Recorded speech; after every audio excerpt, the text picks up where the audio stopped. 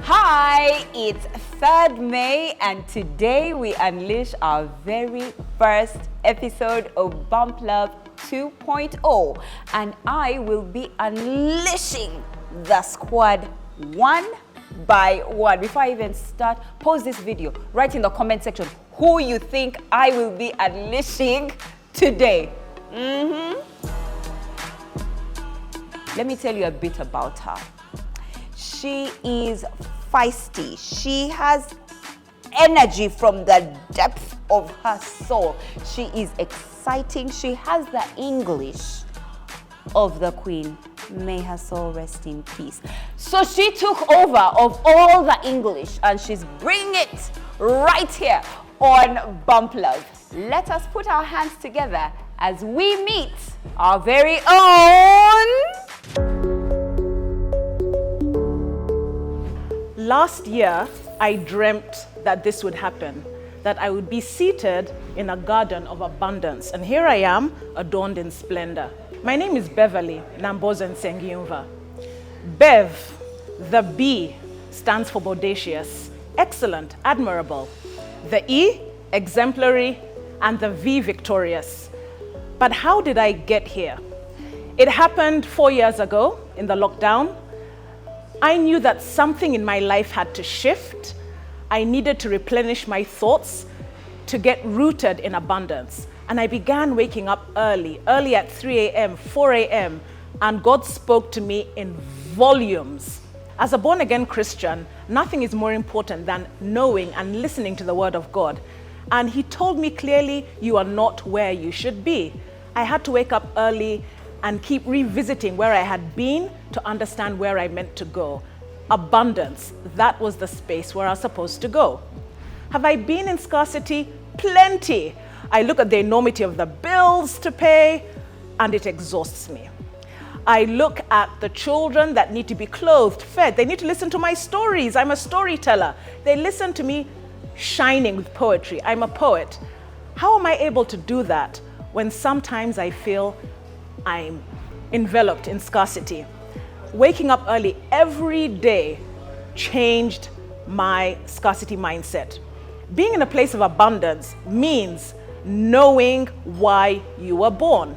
What did Mark Twain say? He said the two most important days of your life is the day you were born and the day you know why. I was born to transform the landscape of communication through poetry, through speaking, through writing, connecting with people and shifting their mindsets so that they can be the people they were born to be. Each of us was born with that seed. And my seed has been developed through writing poetry. I'm going to read part of a poem. Would you like that? I produce poetry in many forms. Knowing that the days ahead will bring rays of sunshine, hope sprinkled in fulfilled dreams, and songs wrapped in the softness of the drizzle.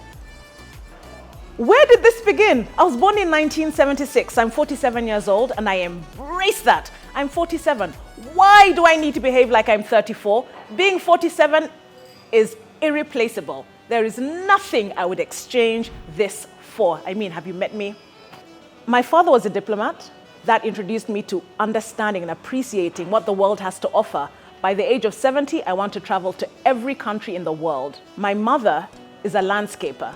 May I add that she's the best landscaper in East Africa? Poetry chose me. I did not choose it. The seed planted in me of abundance developed, and as a poet, I began to use that abundance. As a speaker, that began when I was younger. At the age of 8 and 9, I couldn't speak to save my life until we returned to Uganda and I was elected the head girl of Kampala Parents School. Softly spoken at first, my confidence began to grow and aunties, uncles, even my classmates could not believe I was the same person. Sometimes when you are embracing your vision, you are thrust into the space where it has to develop. I was thrust into the spotlight as a head girl and I had to speak. I was also a head girl in my A-level school, Makerere College, and I spoke before hundreds of people almost on a daily basis. Did I love it?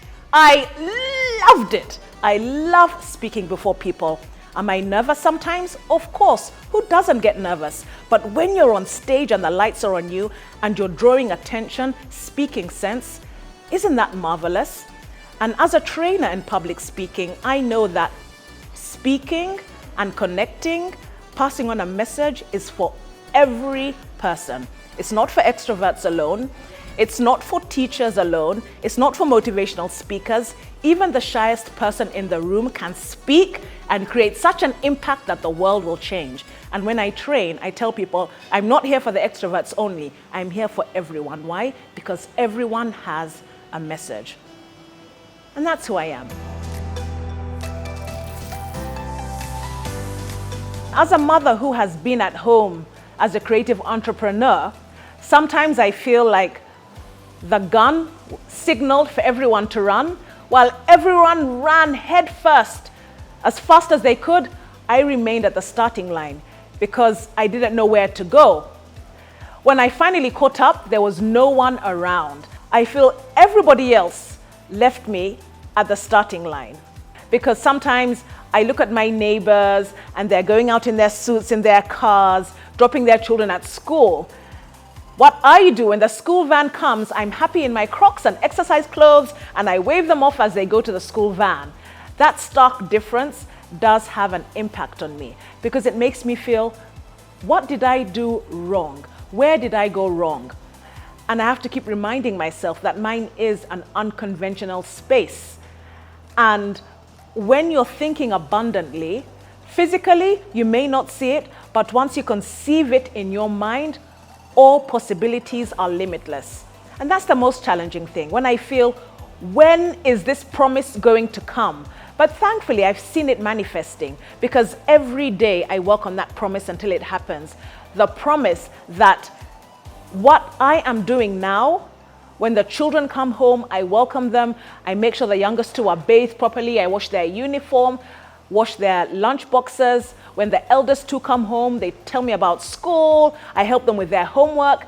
Doing all of that, I know that it is worth it. Is it difficult sometimes? Of course it is, because sometimes I feel I could be somewhere else, making so much more money.